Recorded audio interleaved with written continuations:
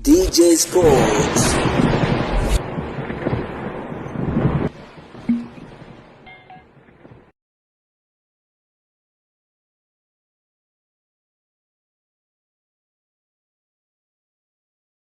Bwana, dirisha kubwa la usajili tayari limekwisha funguliwa na sofa tumeweza kuona kwamba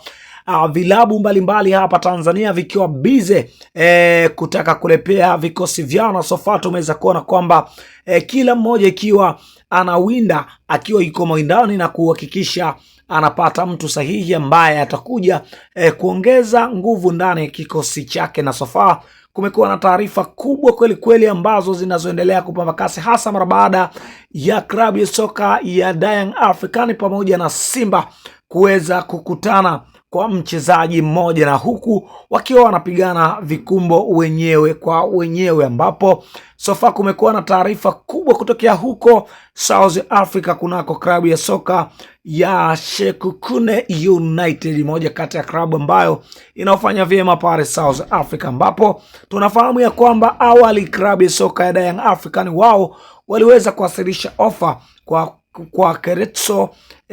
Magalwa, moja kati ya nyota ambayo wanakipiga ndani ya klabu hiyo, lakini pia tuliweza kuona kwamba klabu ya Simba nao waliweza kugonga hodi juu ya kuhitaji nyota huyo, ambapo kwa sofa kumekuwa na mijadala mingi ambayo inaendelea kupamba kasi, hasa mara baada wawili hao kugombea mchezaji mmoja.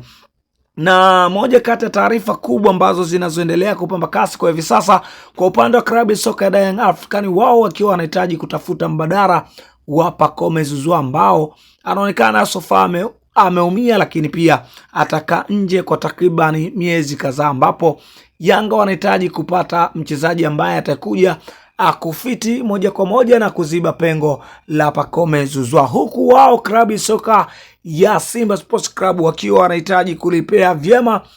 kikosi chao ili waweze kufanya vizuri zaidi katika michuano mbalimbali ikiwemo michuano ya kimataifa. Hivyo kocha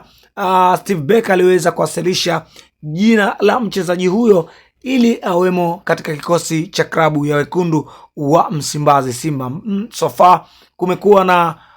mambo mengi kweli kweli yanayoendelea katika zile dakika 90 za usajili. Je, unafikiri ni klabu gani ambaye itaibuka na kuipata saini ya nyota huyo ambaye sofa amekuwa akiimbwa sana na vilabu mbalimbali? Kwenye sehemu yako ya comment ndiyo sehemu yako sahihi, nasi tutapata kuiona hapa.